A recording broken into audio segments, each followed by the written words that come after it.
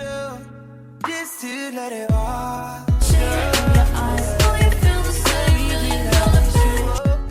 lace you up just to watch you run away. Please help me. Hi you guys, and welcome back to Creatively Z93. Let me just shout out to all the new subscribers that I have. I have been getting notifications that I've got new subscribers, so thank you for subscribing to my channel. Please stay tuned because I have a lot of things coming you all's way. This is gonna be called 10 Minutes with Z, and it's gonna be where I just speak my mind on a variety of different things, and I just, what I want to do behind this, what I want to do is to reach people that will engage and that I can engage with on real topics, real life situations and things. Be able to have those conversations that are uncomfortable, because sometimes a lot of people can't have conversations with other adults because they're not mature enough to sit there and be able to listen and understand instead of listening to respond. And so in this segment, I'll be talking about self-sufficiency. I would say this, starting out for me, there was a time when I felt like I was at least 70 to 80% self-sufficient. And I don't know about other people, but for me, I struggle with allowing people to help me, or letting people do things for me. I struggle with it. I could be honest with myself and say that. Is there something that you all struggle with? Don't be afraid to get in the comments, because I want to talk about it. I want to know what's going on. And I only struggle with that because I just feel like anything that you do for a person, if it's not genuine, don't do it.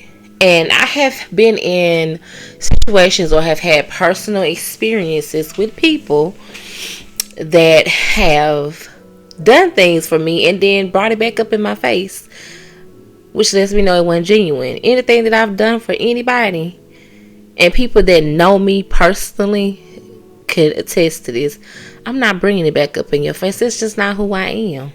That's not the type of person that I am. That's not who I ever want to be. That's not who I portray or carry myself to be. So I was saying, there was a time where I felt like I was self-sufficient.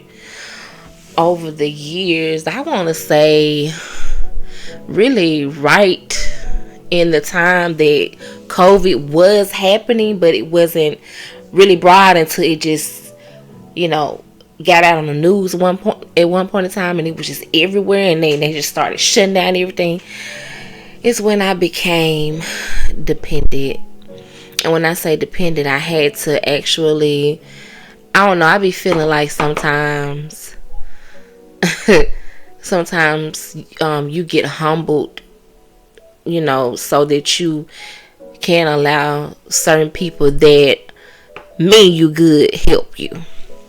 And so there came a time where I had to, this is where I'm touching bases on me, struggling with allowing people to help me and do stuff for me, because I have always been a person that likes to go get my own.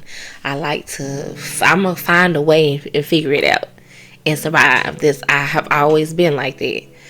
And so when I had to ask, I knew it was people that I really could lean on for real, that I knew that was in my corner that would help me, and it was nothing that I wouldn't do back for them in return, no matter what it was. And so my main and entire goals right now in life is to become 100% self-sufficient. And how I'm doing that is, how I'm going about that, I would say, would be making these changes, stop spending, and because money plays a vital role too. unnecessary money that don't have to be spent. I would honestly say that. A lot of the times we be thinking we want and need some things when we don't need that stuff because it's nothing but junk. Now, I'm not saying that it's nothing wrong with I'm not saying there's nothing wrong with doing something for yourself, but if it's something that you know that you just do not need, it's not an important factor for real, or it's not a main necessity, don't always be like, well, I gotta get this just because I want it. Sometimes you got to discipline yourself. You have to set some boundaries. You have to change some things up. You got to handle your situations and your finances differently so that you can be self-sufficient. Also, in self-sufficiency, I have learned that it's so important to create yourself several streams of income. And for me, I would say do it in something positive. Doing something positive. What I learned about myself over the years, over these last 3 years actually, I could do a lot of different things. Some things I like to do more than others. But why not use the things that I know how to do and make income from that, or make a business out of that? Whether it's and for me, it don't have to be big, but something small. I like to look at them as small ventures. So in that, I'm saying, so say for example, I'm not a person that loves to do arts and craft. However, I can do arts and craft. I could find a way to learn how to make, for example, necklaces or bracelets with the little letters on it and different stuff like that. And guess what I could make out of it? A business. And I could create those and make so many and sell them. I could participate in pop-up shops, as they call them today. They have pop-up shops where they showcase, where you pay for a spot in the pop-up shop, and then your name is out there, your business is out there. People are coming to see what your product is and the brand and who's behind it and what inspired you to do it. And a lot of the times, I would say, for some people it's inspiration, but for others, they know that they have to find a way to make a living. I would say they want to be able to put back into themselves, and a lot of it can be that it's their dreams that they're going after as well. And so the tools that I've gotten and that I'm still getting from people that want to, as they say, teach me something, because I'm willing to learn. Learning how to have balance, learning how to balance your finances, learning how to discipline yourself with your finances. Alongside of that, stop wasting the gifts and talents that you have. You have a gift. It's up to you to know the gift and thrive in that gift. You have talents. Just because it's something that doesn't pique your interest full throttle, or I would say 101%, that doesn't mean it's not something that you can't thrive off of. And like I said, I like to use it as a money maker business. Like, it's also creating another avenue or revenue, I don't know if I said the right word or not, of income for not just yourself but for the people around you. Like, for example, also I was just talking about crafting. It's soothing for me. It's just not something that I'm really fully into anymore. However, I can do crafts. I can make some stuff if I really, put time and effort there.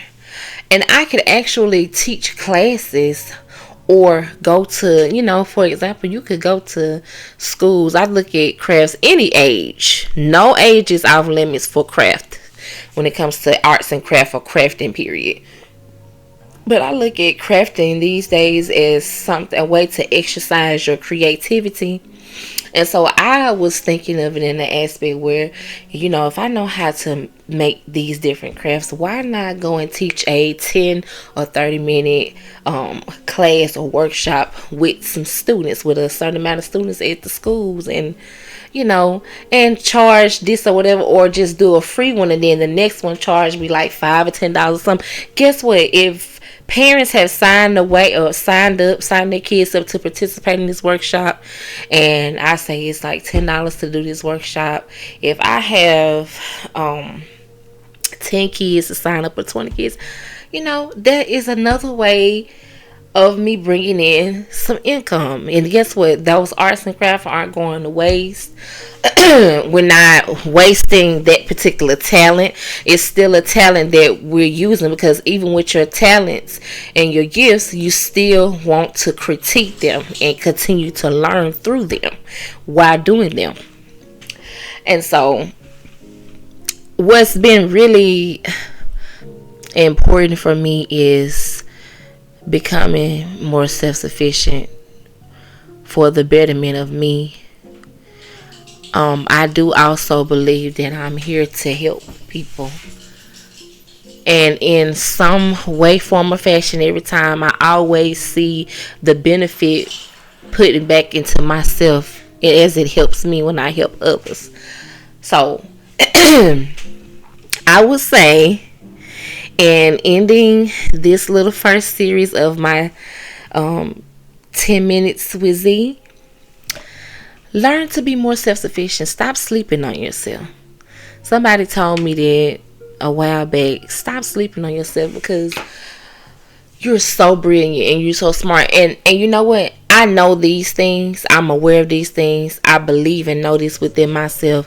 But sometimes to hear it as a reminder just gives you that bigger boost of motivation or encouragement to keep going and actually thrive into that and do it full force.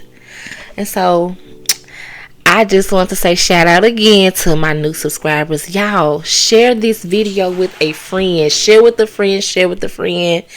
Y'all come in, engage, comment below. I want to know your thoughts on what was talked about in this segment. I would like to know, and I am open to ideas of topics that we can talk on and speak upon. And until next time, want y'all again to like, comment, and subscribe to my channel. I'll see you next time. Do we build it up, just to let it all